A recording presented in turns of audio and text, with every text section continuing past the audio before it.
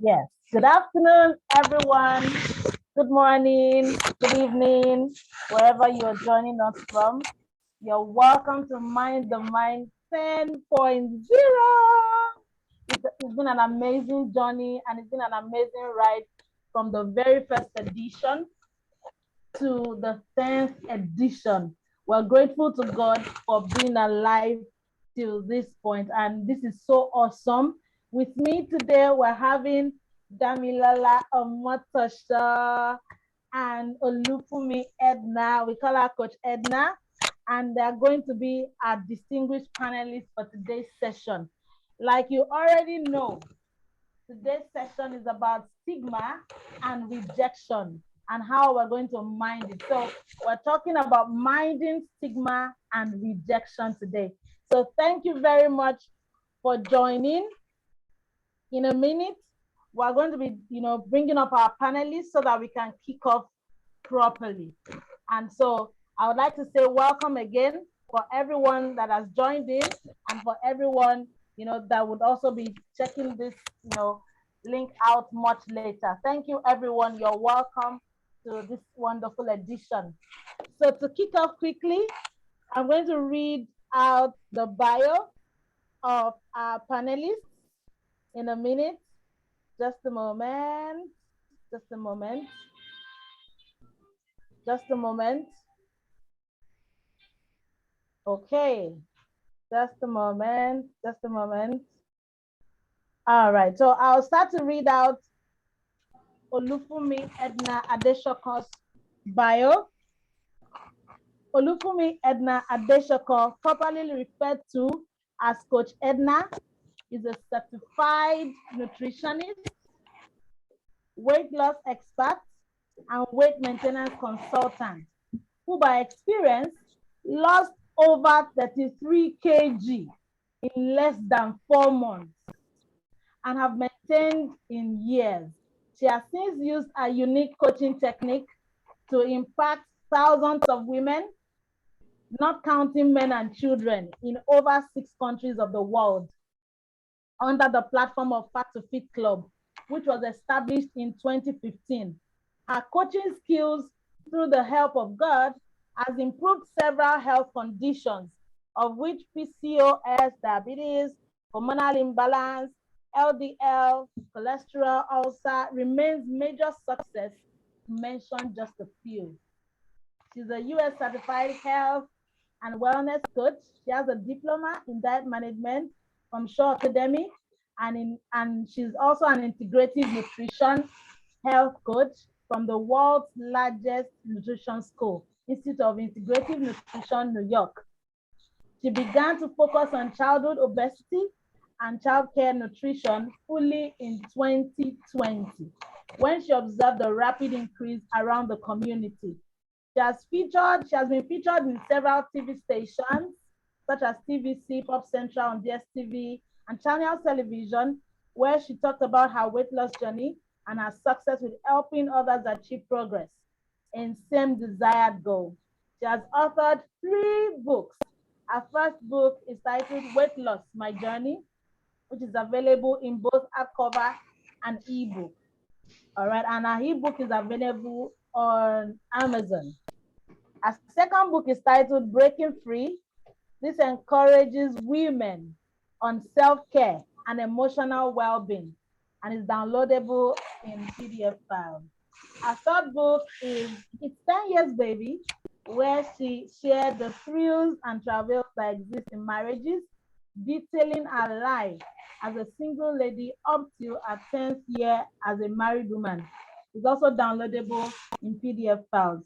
So our passion is to see people become better versions of themselves, health-wise, via a healthy lifestyle process. Welcome with me, Olufumi Edna. Hi, All right, everyone. so that's some drum roll there. Thank All you for right, having thank you me. very much, Coach Edna. Thank you so much. It's good to have you here. Same. All right, so I'm trying to also, okay. All right, so let me now go to Damilola Omatosha. Thank you. Coach Edna would allow you say hi to the tribe. All right, but let me just, check out Dami's profile too so that we can kick off.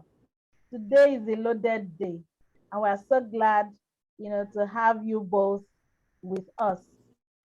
Okay, just a moment, just a moment. I'm checking out Damilola's profile.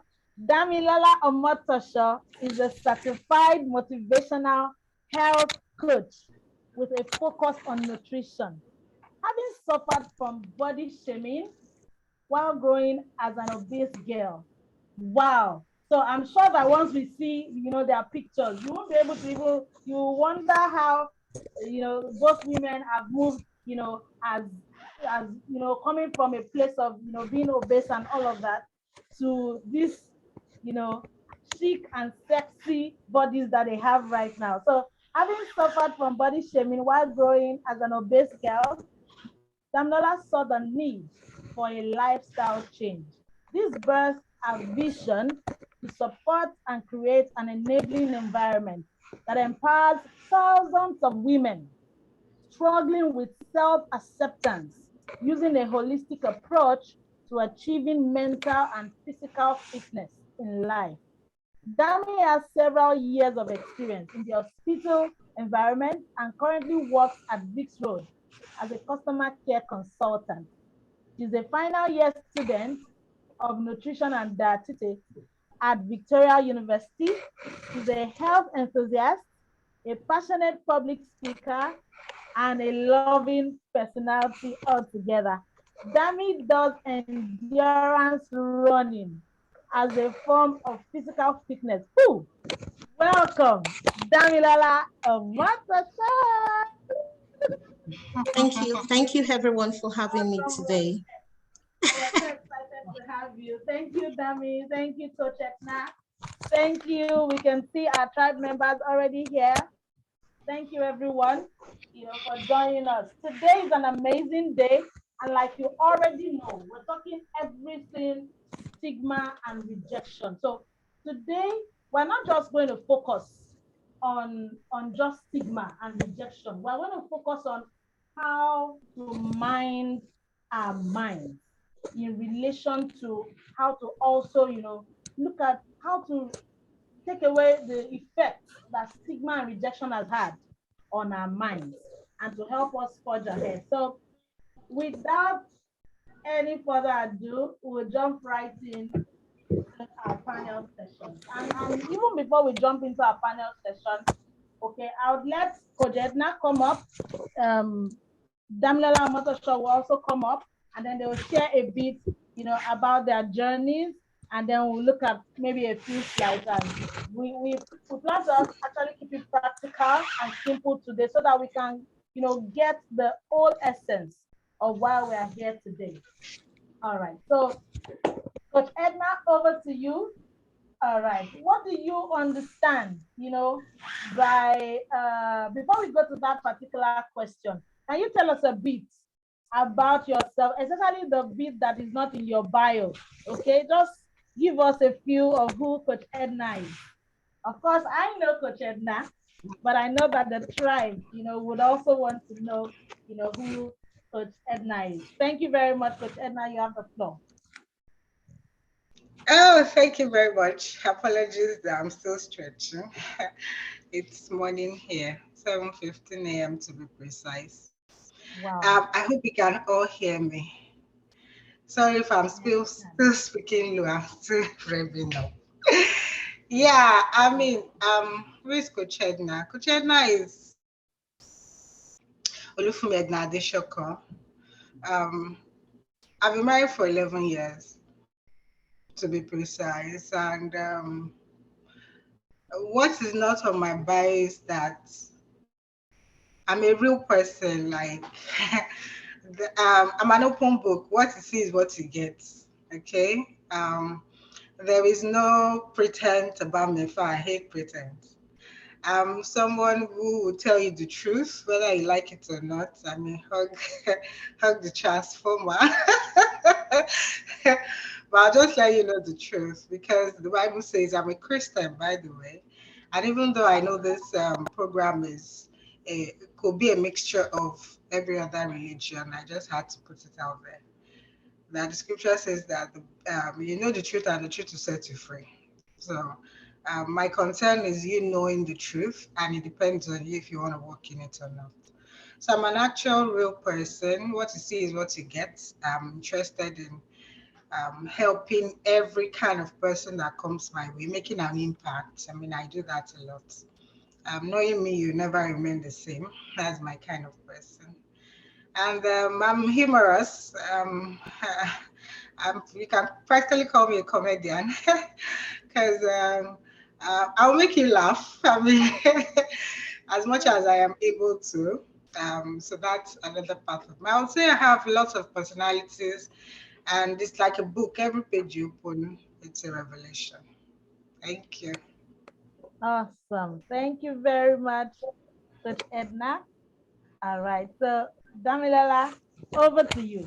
What is that one thing or many things that is not found in your bio that you would, want us to know about you? Well, I would say I'm a very, very good communicator. Very, very open-minded. A lot of people say that about me. I love learning. Like, I don't look down people. I respect other people's views and opinions. I love making friends. And I also, one thing that I do a lot, I respect boundaries. And I don't like being hurt. So as much as I am very, very friendly, once I notice there's a friction, I kind of try to respect your boundaries and I give that gap. I'm happily married to a loving man. I've got two beautiful kids and I'm passionate about Christ and always available to learn new things in life. Yeah, that's that about me. Awesome. Thank you. Thank you, Dami. Awesome. I like that bit, about you being passionate also about what you do. And these values, the same value also goes for Coach Edna, because I know both of you as being passionate about impacting the world, not just the people around you. You have impacted even me so much, both of you. Thank you very much, for all the I see how you are even vulnerable to sharing parts of your life, okay, with people who are in your community. And I know that that is a very, very, very, very key thing that we don't have in some leaders these days. We find out that when you're not vulnerable, it's not so easy to follow those kind of leaders. And I appreciate that quality in both of you. Thank you very much also for being here. So I'll go first. Dami, you take the question as well now, and then you let us know what stigma means to you. What does stigma and rejection, what does it mean to you? Is the question for me? Yes, please. Okay, I would say that stigma and rejection is it's a mark of disgrace associated with a particular circumstance in a person. It is like a label which is stuck to a particular person or condition that the person has. And it's not always a positive one. It's always a negative one. And stigmatization doesn't just happen like that. It has two major triggers. And I'll say that's the external factor and the internal factor. So the external factor could be the structure of the society we live in at the moment, which can be friends, families, even parents sometimes, and majorly the media. The media also plays like a major role in causing stigmatization and rejection. And once this happens, it leads to an internal factor. When you talk about internal factor, it's about the self, self-belief of the person. And that is when we talk about mental health. It takes a toll on the mental health because whatever the external factor does, now it's an internal thing. You've taken it in, especially if the person doesn't have like a very, very strong efficacy or self-belief in themselves.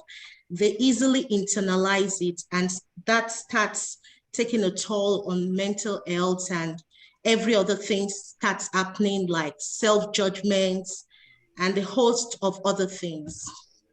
Yeah. Thank you very much, Dami. I'd like Coach Edna, to bring it to that, to also, weigh in rather on that question. What do you think stigma means to you from your own perspective? Okay. Besides, I need to acknowledge Dami. It's good to see your beautiful face. After a long while, I think the last time we did live together was last year, so to speak. With all due respect, that's my coach. Where you actually sacrificed your time. I mean, I was still in Nigeria then, and you sacrificed your time. I think it was 4 a.m. that you did your live with me. Oh Yeah, gosh. yeah. Yeah, I have to recognize Dami's presence. Thank you so Thank much you for so that. much. Yeah. Stigmatized, if you ask me really, um, because I know Dami's story. If you ask me, this is her forte. Like she will break it down for you in pieces. If there is anyone that I feel, I mean, apart from me, of course, and a host lot of us, if there's anyone I feel has experienced the most impact of stigmatization, I mean, to be her. This is her real core. This is her real core, because um, it's one thing for you to know it theoretically. It's another thing for you to experience it firsthand. You are able to share exactly what has happened to you to people, and people resonate. People that are going through it also resonate with you. So, I mean, everything she has said is right. Stigmatization is practically castigation. I mean, you are being selected to be shamed by some set of people who feel, I'm being practical about it now, by some set of people who feel there is a peculiar superiority they feel over you. All right. So, I mean, they feel that they are better than you. They feel that you are not up to standard. Now, this varies, okay? It could be probably as a result of mental illness, and they're like, Kyle, it's mad, real. This person has been mad before, you know. Or it could be as a result of physical deformity. Probably you're fat, or you're crippled, you're blind, this and that, and people just decide to don't relate with this or don't marry from this place. They are like this. It could be ethnicity, it could be religion. Christians don't marry Muslim. Muslims don't marry Christian. Don't marry pagan. So stigmatization cuts across a whole lot of, you know, a lot of things. A lot of things. It's broad, it's wide. I believe there is a particular there's a particular segment we are focusing on today, which will further, streamline exactly what we're trying to say. But so to speak, stigmatization is a broad thing where people just particularly feel they are superior to you, and Mm. yeah. Thank you very much. Thank you, Coach Edna, for bringing it home. This next question goes to Dami. And, in line with what Coach Edna said, about some people just feeling that they need to stigmatize you, because I know that for stigmatization to occur, there has to be someone who is stigmatizing you. So we can safely call that person the stigmatizer, kind of, all right? And the one who is being stigmatized. Do you, at any point in time, think that that person may also need help? Because we are bringing everything about stigma home, just like Coach Edna said, we're bringing it home to our mental health and emotional wellness at the end of the day, okay? All right. So do you at any point in time feel that that person may also need help? I'm talking about the stigmatizer now. Okay, if there's any word like that. All right. But what do you think? Because at the end of the day, what do you think that the person Um, may. Ronke, thank you for that question. That question is a bit tricky for me because for me to answer that, I would say that the whole world needs help. Even I myself, I'm still working on myself not to stigmatize. Just as Coach Edna said, stigmatization is in different forms. Sometimes you may be stigmatizing someone and you wouldn't even know. Like sometimes I tell my kids, oh, don't play with that person. Don't do this. And they question me why. And I give them excuses because this person is Sudanese. Sudanese are noted for being rough, being being a thief, being that. That's stigmatization in another sense. So I would say the whole world needs help. And what I can say, let me talk as an African person, as a Nigerian. The environments we were born into and raised into is the norm. That's how we grew up. It's normal. It's just recently that, the mentality, everything is trying to change, and we are trying to improve on our children that this is how we need to talk to people and all that. But I will still say that stigmatization is still there in every household, just that some are more extreme, like the one that happened to me, like it's a personal one. It's extreme, and it's not as if it was one person that was stigmatizing me. It was the whole world. Everybody that saw me then they just pick on one thing, just the same thing. And, just a condition about me, and they keep pulling me down, dragging me down. I felt really bad. So I would say the whole world needs help. Like, what would I call it? Like changing the mentality, retraining, unlearning, and relearning. It's a lot of work.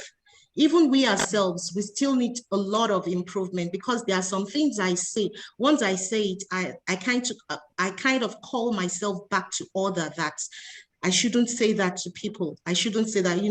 We Nigerians, we see it as a joke.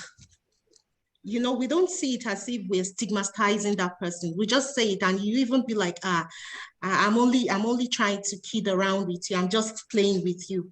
But in the real sense, the person that you've said whatever to, that thing has gone into their blood, and they are thinking about it, they are hurting. But to you, you're just playing with your friend.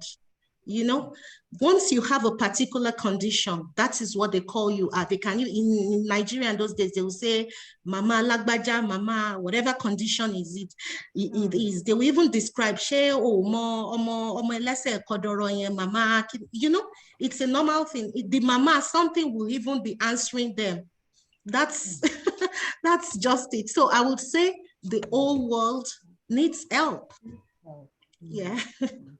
Thank you very much, Danny. Thank you very much. So bringing it, back to Coach Edna now. Does stigmatization, Danny talked about, practically about one or two things, about Nigeria. Do you think that stigmatization has color apart from, just saying that the whole world needs help? Do you think that there's a particular, maybe we should even be careful now, because by the time we start the labeling, thinking that there's a particular color to stigma itself. What do you think, Coach Edna? Do you think that stigma has a color, kind of? Stigmatization is everywhere. Stigmatization is everywhere. Racism is stigmatization. Stigmatization is literally everywhere. Just like Dami said, you see, there's subtle stigmatization, okay, and that's the one that we feel is non-noticeable. The one that we feel and the person did not feel It's not it out of bad intention, or So those are subtle stigmatization. Even the person stigmatizing might not know that he or she is stigmatizing. The person receiving the stigmatization, in some cases too, might not even know that he or she is being stigmatized and could even laugh it off. But the ones that we are very much familiar with are the aggressive ones that come all out, to attack you. And they do not care how you feel about it. As far as they are concerned, is their opinion. And this you can find in everywhere, every color, every race, every person. And I mean, it's even giving credibility to their opinion in the sense that, oh, I'm just sharing my opinion. You have no right to share your opinion about me. I am me, you are you. But, what am I trying to say? What causes this in most cases is the danger of one side story. Like I watched from Chimamanda Adichie. When you know just a particular thing, and I'm talking of outside African continent now, when you know a particular thing about a descent, like what she said with the Sudanese. So Sudanese are known to be rough. That's that's the danger of a one-sided story. Sudanese are known to be rough, not the boy or not the girl, not that person. It's possible that he or she is equally a rough player. And it's also possible that he or she is not a rough player. But because of that mentality that these people are like this, it has been transferred. That imagination, that thought, that thinking has been transferred to that little person. Do you understand? So that's subtle stigmatization. When you just know you don't know a complete story about people. So Africans are thieves, they are frauds, they are this, they are that. Is that all that there is about Africans? There are more. So why categorize them based on just the negative stories you have heard? Do you understand? So yes, it cuts across everywhere. It's everywhere. Like it's everywhere. I mean, if you're amongst your people, she is bearable. Yeah, so yes, it cuts across everywhere. All right, thank you very much. Okay, so this next question goes to Dami. What false myths and misunderstandings does stigma perpetuate?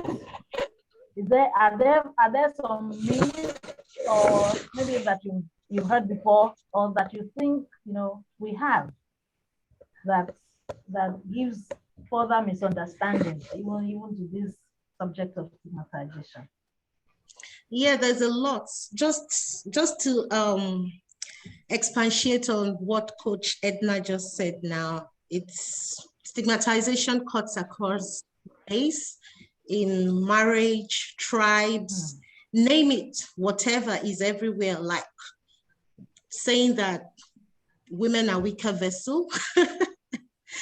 That's stigmatization on its own. Boys don't cry, men don't cry. That's stigmatization, and it's so sad. Men don't cry, boys don't cry. Accidentally you see your husband or your boyfriend crying, you just automatically believe that this is a very weak person.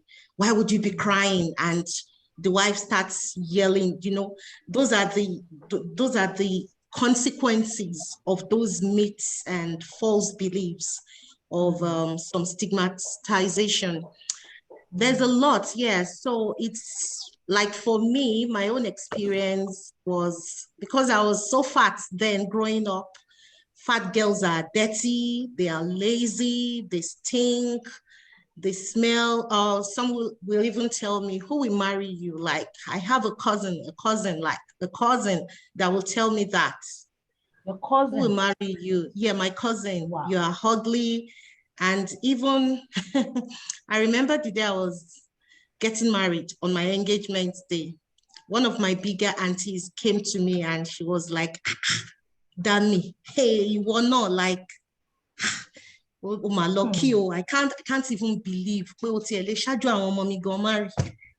You know, and I was shocked. This is someone I respect so much, I love so much. I I never imagined in my life that she would say that to me, but it shows that those are the things she has been thinking. And well, I respect her. You know, she's a mother to me. Maybe that's her own fears that this girl that is just so fat. You know how mothers are so fearful. We are all mothers too sometimes, you know. We are fearful sometimes for the kids. The fear that is not even there, we start creating it. So I could empathize with her. Maybe that was what she felt, but it went to the wrong side of me. Like I felt disgusted that day, that how on earth. Then some of my in-laws too, you know, this girl you brought home, she, you know, like that. It's something that I could really say that those days before stepping out of the house, you know, when you dress up and you look at the mirror and all you could see is a disgusting, lazy fat. That is what goes on. That was what goes on my head. That is what I see every day. And even though I was a very friendly person, I kind of guard myself. That's why I told you that I respect boundaries a lot. I guide myself safely because I've been hurt. So I don't want to be hurt again. I've sailed that boat. I've walked through it. I don't want to be in that state again. So yeah, it's really bad, and there's a lot of bad consequences. It's not good on the mental health. Like my little boy, if he wants to cry, I will tell him, cry very well. Don't feel bad about it. If he comes home sometimes, oh, somebody came first in class, and I'll tell him, you can't always be the first.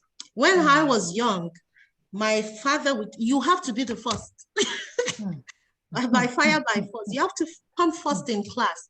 But these days, I try to tell my kids, yeah, it's good to be first in class. Just try to identify your mistake and work towards improving on it.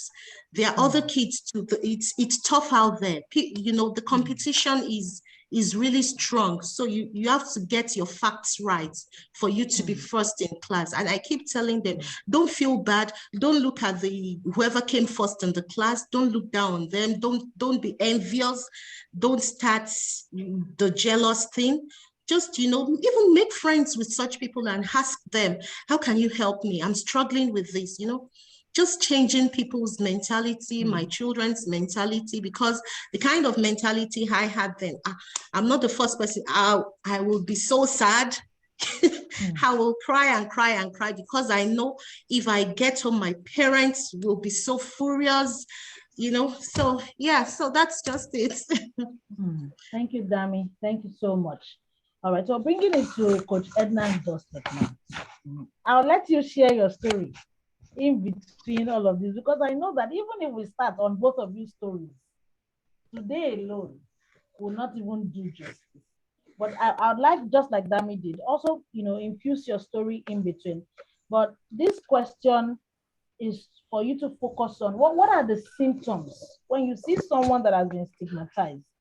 Are there symptoms that you readily see for you to know? And this is coming because just in case we have, you know, people that may be watching or people that may, you know, be online wanting to easily spot someone they can help.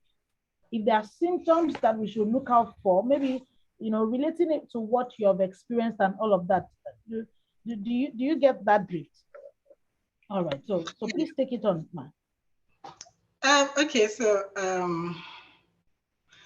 the very most common symptom of stigmatization is low self-esteem. Sorry, I didn't get that. Low self-esteem. Low self-esteem. Yes. It's spontaneous. Like it's a quick reaction. And it can happen anywhere, even in marriage, when a husband stigmatizes his wife.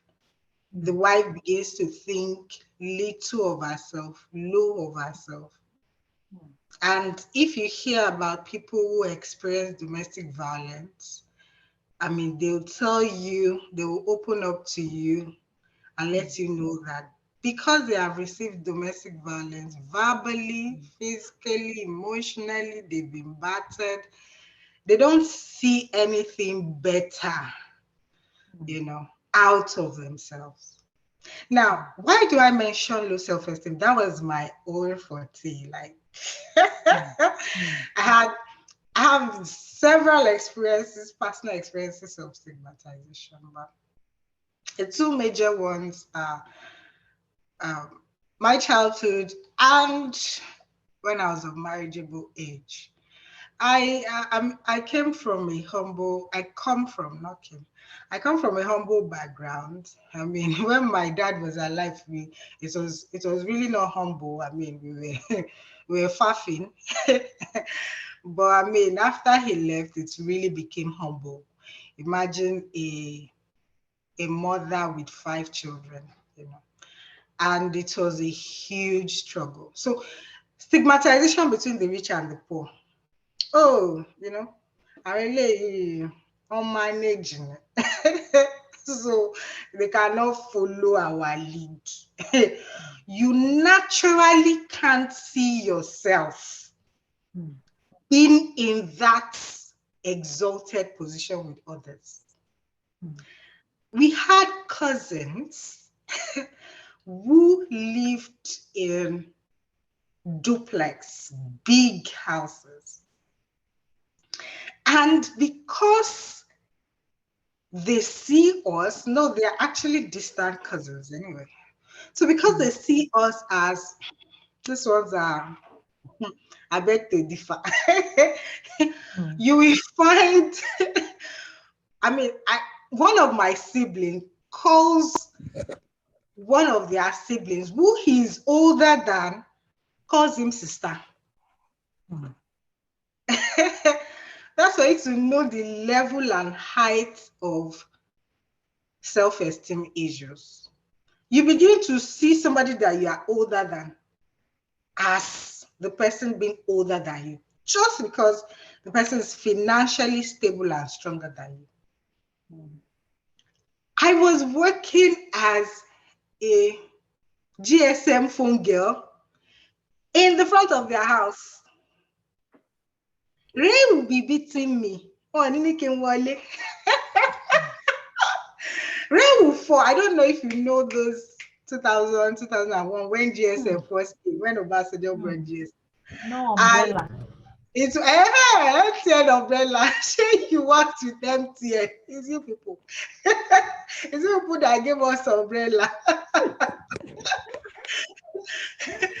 No, put umbrellas. I'm working for someone who, it's not as if I was working for myself. Oh. I was employed though.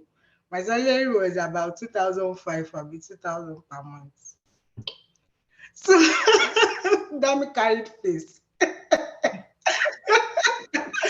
So I was sitting under the umbrella. Rain will be falling, rain will beat me inside under that umbrella there. They will not call me. They will not say, come inside, come inside. Why you go to Pembo? They don't say anything. That is a category of stigmatization. I mean, we thank God we are not where we used to be anymore. But that's a category of stigmatization. Now, this impact, there's this thing that this brings in you. Oh, I can't be in their league. I can't be in their they level and do you understand? It takes somebody who is strong enough to create a difference. But unfortunately, not all of us are strong. It creates somebody who is strong enough to create a difference. For someone else, it will be a charge to work harder and be more successful. For another person, it could be a limitation that I can never get to this level. For another person, it could be a negative charge that irrespective of what it takes, I must get rich, whatever it takes, whether by hook or crook. Those are the three categories of that. Moving on to when I was of marriageable age, who does not know my story? 10 suitors, Amy Nekon. My problem was I was fat, you know, and ah, I don't know. Fat people these days are beautiful, though. But let's be honest, in our generation then, fat people didn't seem beautiful. Probably, I don't know, probably because there was no much awareness. I'm being very factual now because this is my profession. Probably because there is no much awareness as to how we should package ourselves in those days. So about Sorano, I know my dead berry, we just because we had no orientation. I mean, now I see people doing better. You see people who are plump, but they are very active, very highly active, more than slim people. You see people who are plump, but they take care of themselves. Their skin is clean, their face is amazing, their shape is gorgeous. We see a lot of that. There is big. What did this? That's why I said there are repercussions to all of these things that happen. To some people, it could be low self-esteem. To another person, it could be a strive to work harder and improve. So probably who was called the fat ass, this, kineka, will be like, okay, I'm fat too, but I'll make myself look appealing. Do you get? But in our days then, I'm not sure we had such motivational help or such emotional help enough for us to have made impacts like that. We had no good bras, unlike we have it now. We just wear what we, and I'm talking about, female aspect because females are the ones that face this much more than men when it comes to body size. So, I mean, we didn't have good bras, we didn't have good clothes for plump size people. What we have then was size 8, 10, 12. That's what we see in all boutique and supermarkets. You go like this, you want to buy, the receptionist or the sales representative will be telling you, Auntie, it's not your size. Auntie cannot size you. Already, already, sales rep girl has stigmatized you already. Person out to sell market has given you stigmatization already. So what am I saying in essence? Unlike what we have now, the world is more receptive about the situation. You go to some stores, it's majorly plus size that they are selling. And oh my goodness, you will wish to be plump because of the fine dresses that they churn out for these people now. Do you understand? I mean, if plus size is not making any sense, before it was petite breast that was raining. Now, if you don't have big boobs, big nyash, voila. All these things was what plus size people had in abundance, and they were ashamed. Now the world has shifted to if you don't have it, then that's another level and that shift of stigmatization. And you see people rushing to go and improve. We have been blessed already with big boobs. You see people rushing to go and get this, go and get that, go. So what am I saying in essence? The most common repercussion, the most common symptom of stigmatization that you can easily note if you are observant and sensitive and speak with people is low self-esteem. They don't see themselves, you know, going above um, their usual. The second thing is they could easily get angry. Even when you mean well, they are they're easily riled up. I don't mean it that way, but because they have experienced it over and over and over again, they just flare up easily. Yes, self-defense. They just flare up easily. So as much as possible, it's good for everybody to be considerate, even if we cannot have that. But at least those that know, Let's be considerate in our speech, in our reaction, in our thought process, where we see people, because to some people, they cover it so well until you get deep, deep, deep before you know. For somebody that has experienced domestic violence, she doesn't feel herself worthy of another person, you know.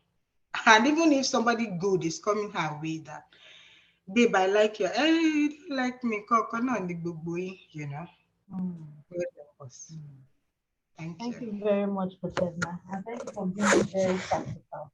All right, so for the men in the house, I know that you're picking one or two things already, and don't think that because we're talking, more about, the female gender, like we're stigmatizing you, no, okay? We're just talking statistics, because we know that, even the statistics, that we have out there focuses more on, the female gender, especially as in regards to family size and then all of that.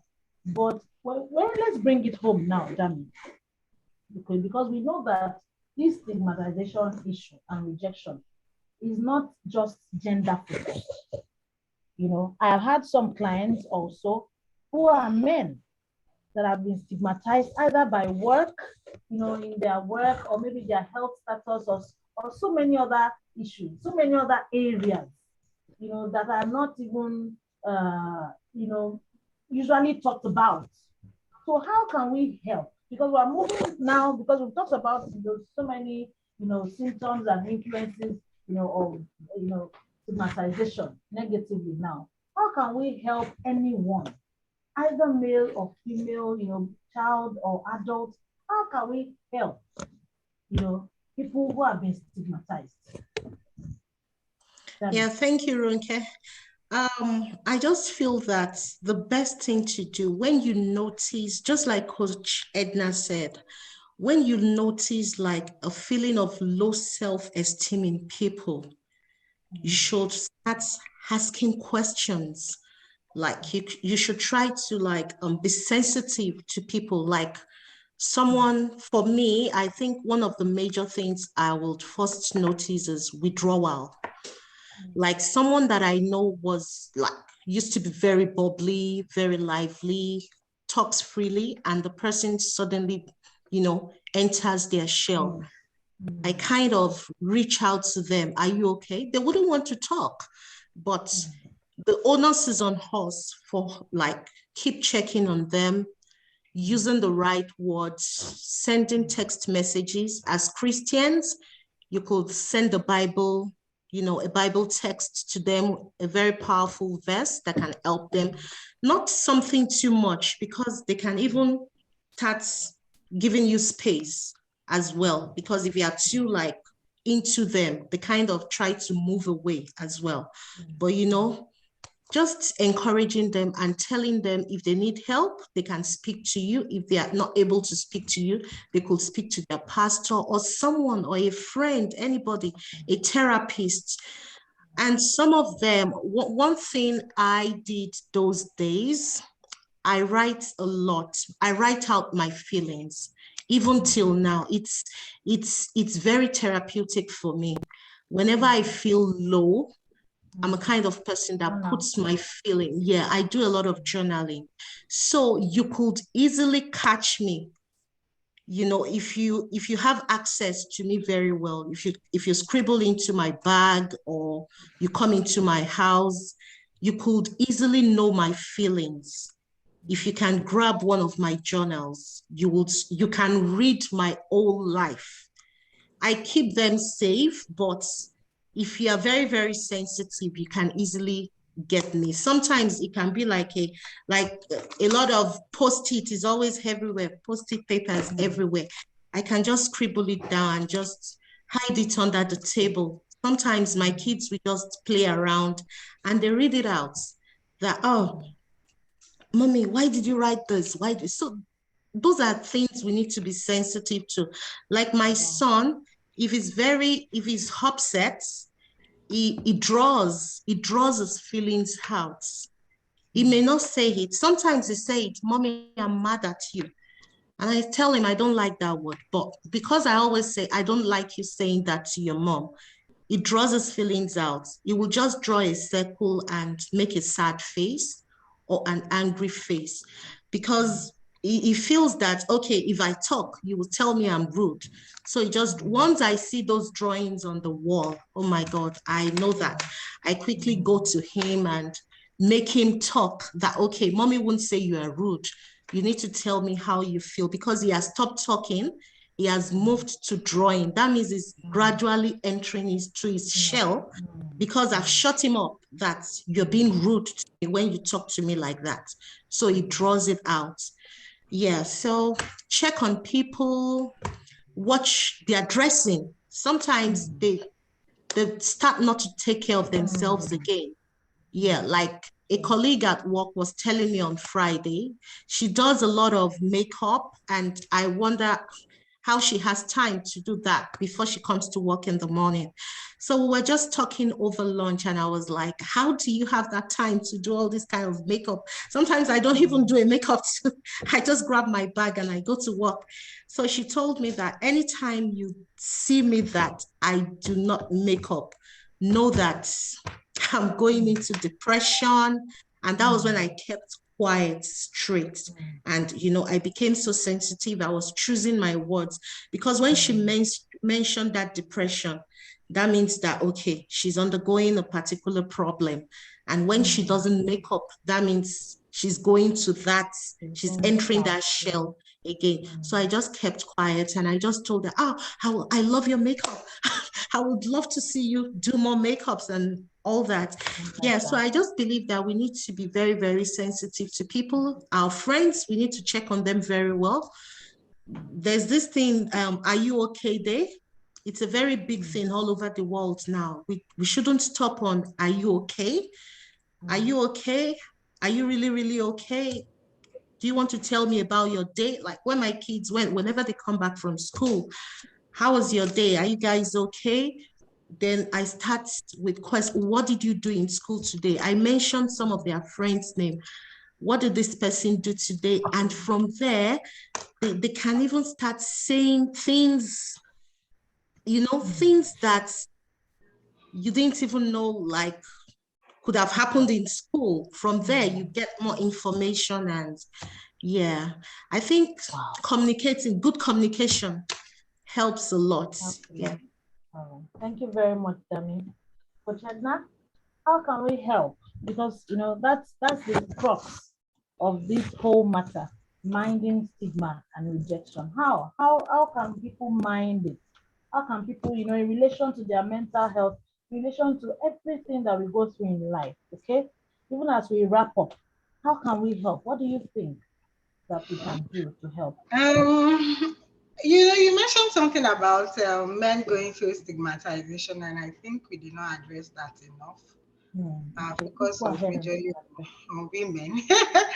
And even though we will have some men here, I want to mention one one stigmatization that some men go through, and that's sexual drive and the shape of their, whatever. That's it. You hear the shape of their penis. You hear.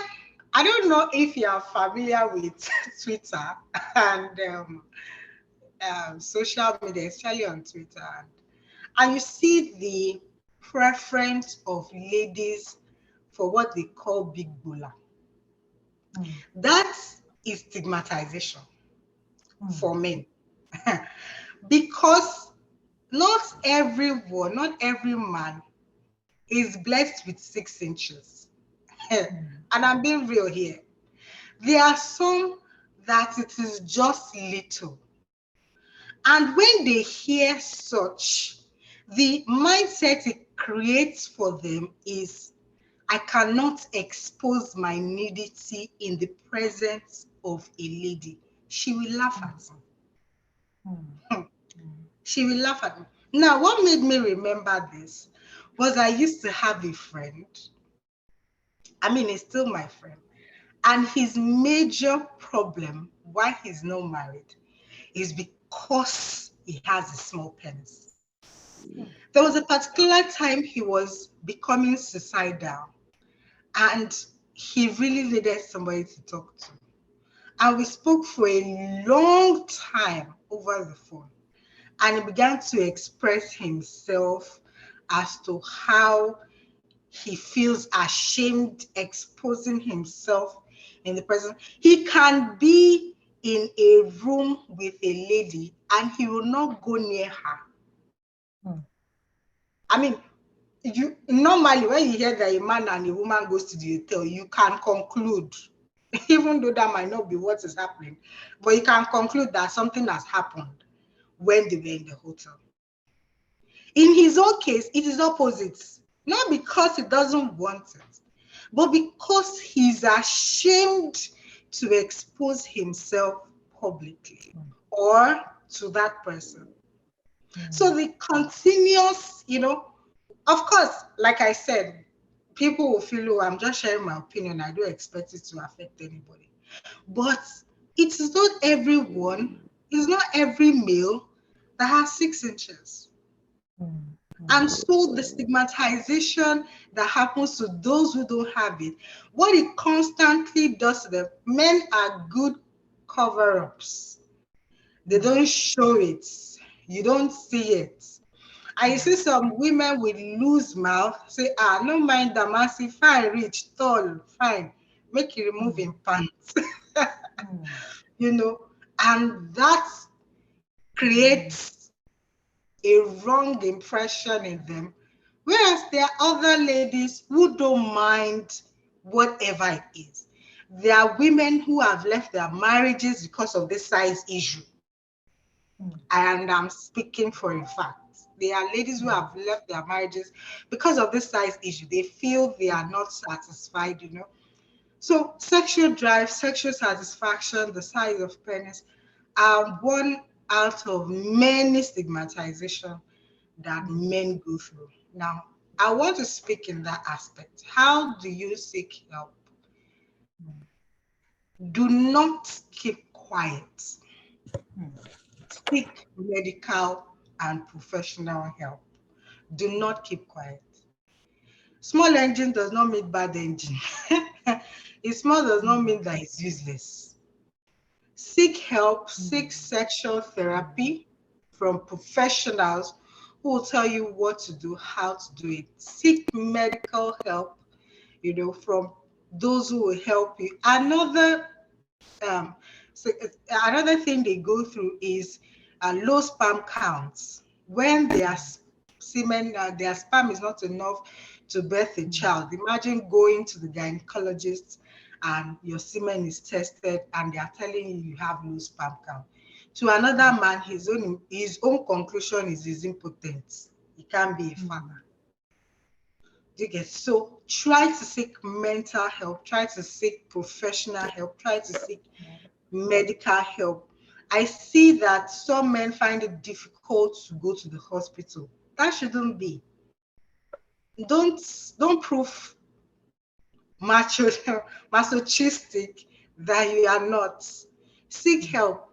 This wisdom has been placed in the hearts and minds of people by God to help you. So it is acceptable that you don't know it all, even as a man.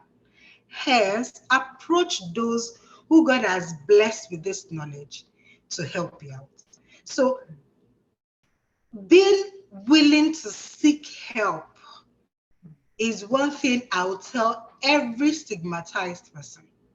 They told Dami she's fat. Today she's better. They told me all sorts. Today I'm better. Whatever anyone tells you, channel it positively to making yourself better. Do not get limited by it. If someone tells you you don't have 6 inches, fine, I don't have. Seek help, professional, whatever it is that you can do in a legal way, in medical professional way to make yourself better and get it done. Thank you very much. Thank you very much, Coach Edna. Okay, so we're moving to last words now, about stigmatization. Dami, any last words, as we mind our minds and as to do everything possible, like you both have rightly said, to make sure that we are better. Any last words about this one? Because this subject itself, we cannot exhaust. Okay, it feels like we should have a part two, actually, maybe where we are able to explore, more. But any last words because of our time? Yeah, just to buttress what Coach Edna said about seeking help. Seeking help is really good because for me, I don't think that I didn't know about therapists then. All I did was just to, join a fitness club, and I embraced the healthy lifestyle with exercise and all that. But one thing I've noticed about myself is that I've not actually healed even till now. When I see people stigmatize anyone that is fat or obese, I kind of take it personal. Even it's not my business. Even though I don't know who, I don't know that person. I take it personal and I get so defensive. I think you mentioned that I flare up easily. And even people start looking at me that, kilo coin, kini tiembe. And, I was speaking with my sister one of those days, and she was the one that told me that, Dami, you are not healed yet. You are not fully healed because what just happened now should not trigger any anger in you. That person is just expressing their own opinion. What is your own business? And I told my sister, why would they talk like that? But my sister was telling me this person has not said anything wrong. But because of my past experience, the memories just, it flushed back. And all I could see, I just hated that person, even till now. So I believe that seeking a therapist is very, very important. Therapy is really important. If I had gone to see a therapist those days, maybe I would have healed. And just like Coach Edna said, whatever energy I have, I would channel it positively, not to be defensive or out of anger. Because even till now, I can't just imagine you talking about someone's weight, even though I've I've been able to manage my weight now, but still I don't want to hear it. And anything, if you are talking to me and you are going towards that person is overweight, I'm already looking at you like this, that what's your own? Why do you want to put, and the other person will say, Dami, what's your own? Which I'll say, don't even go there. But it's because I've not healed, and healing is really, really important. I may look good today, I may look well today, but I still have my struggles. I still have days I think about it that I'll be like, wow, I wish I can just hurt this person. I wish I can just go back and break their head that why would you have said this to me and all that. And I could even see it in me transferring it to my daughter, which is in a positive way, actually, because the kind of confidence my daughter has, she's big too. She's like me, she's big. But the kind of confidence I've built in her, oh my God, even Miss World, the slimmest person, cannot cannot outshine her, you know. But sometimes when I talk to her with that self-confidence thing, I go extreme about it. And she kind of tell me that, Mommy, it's not up to that. Like, why are you being aggressive when you talk about this? So I think I still need to heal. And I would say seeking help from a certified therapist is really, really important. It goes a long way. You actually heal. Whatever anybody says, that is healing. Whatever anybody says won't move you, won't affect you. In fact, you just feel sorry for them. You just feel that they are the one that need help, not you. So yeah, Thank that's you, it. Dami. Thank you, Dami, for being so vulnerable. And yes, it speaks to the, to the point that we're all work in progress. Because the truth of the matter, and I think that's where, the God factor comes in. Some people like to shy away from that, but in our tribe here, we know that at the center, at the core of every one of us is that God factor who helps us to hold everything together. So why we especially one of the major reasons why mind the mind is set up is we have not said that, oh, the minds that have been minded. No, it is a process, it is a journey. So we keep minding it. For everything that we do, we know at every point in time that we're all work in progress. So thank you, Dami, for being vulnerable. And this is also speaking to everyone to know that even if you're facing one, form of, stigmatization or the other, you're a work in progress. We cannot be God. And if we all add it all together, then it means that we would not even need God for anything. It's because we're all work in progress, that we will still have one reason or the other to say, okay, God, you know, this is what I need to do and all of that. And so God helps us with all those things. So moving to Coach Edna for last words, what would you like to say, to the tribe, to everyone who would, also be listening to you and also be hearing this, broadcast much later? How can we help? Just last words, please. Thank you very much. Um, I would say we should be considerate of each other. Okay. Consider your thoughts, consider your speech, Mm, consider your action. mm, Think before you talk. mm, Okay. I think a lot of what happens is people don't think, you know. mm, We see something, we just want to quickly contribute to it. You mm, experience something, you just want to quickly express your opinion. But by the time you consider the person that is receiving your opinion, you are considerate, you are careful, you are mindful, mm, you are thoughtful, we'll have a better planet. mm, We'll have a better planet. mm, Because before you talk, you consider, what if this was spoken to me? How would mm, I feel? mm, You know, Yoruba will say for a way, okay? You look at how you react to it. And even if you not react to it negatively, assume it.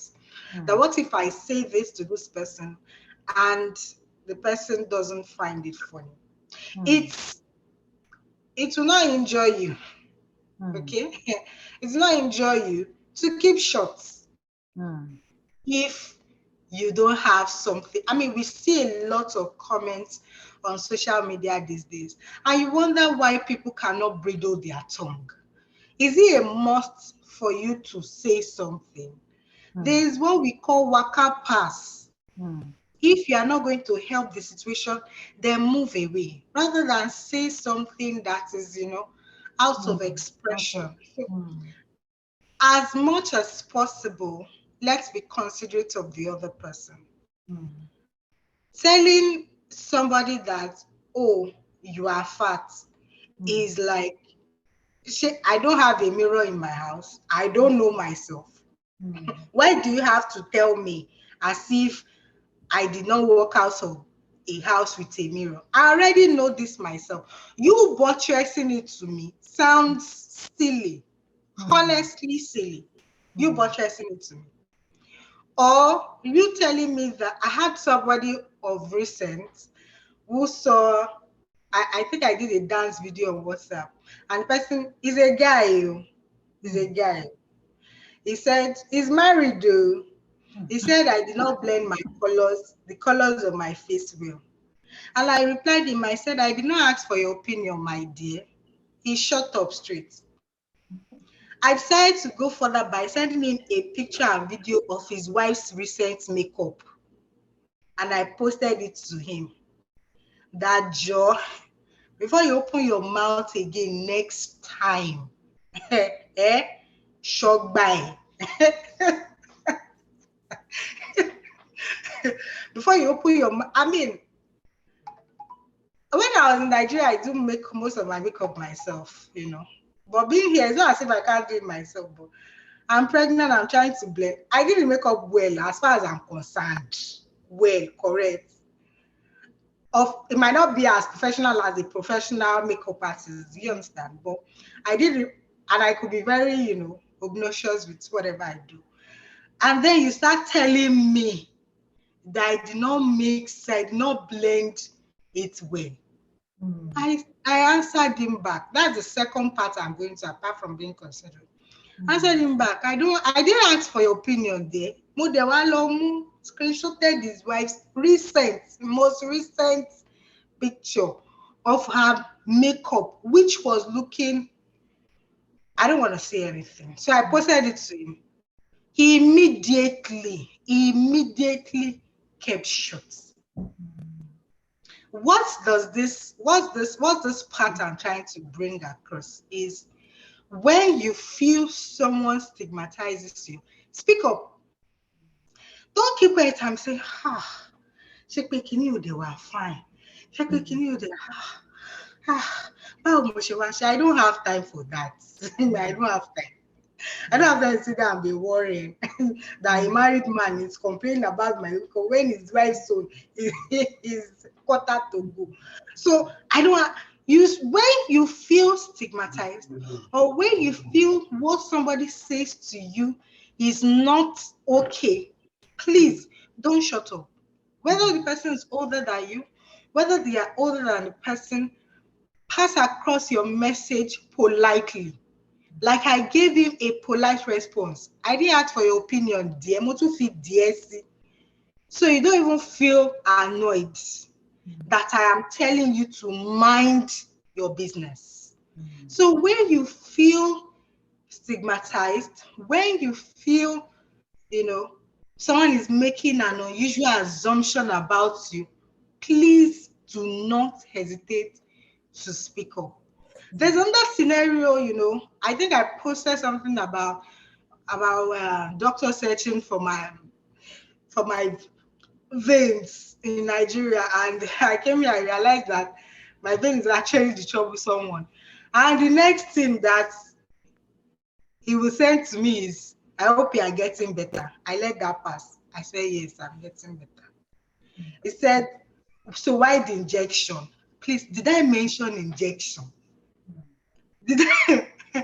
You don't make assumptions for people. I was not sick. I did not mention injection. I didn't mention that I was ill. You chose to assume on your own. And when the honest truth is, some of these people don't know better. They don't know better. It is how most people have been inbuilt to make assumptions about you, to stigmatize you, to categorize you in one aspect. They don't know better. You teach them. So I took it as my priority to lecture him. That yes, you might be trying to show that you care, but that's not how to show that you care. When you want to show that you care about someone, you ask questions. What happened? Why did you go for? Why are they searching for your veins? Hope you are okay. Hope everything is fine. You don't just categorize. And you went there and say, Allah is Solomon by injection.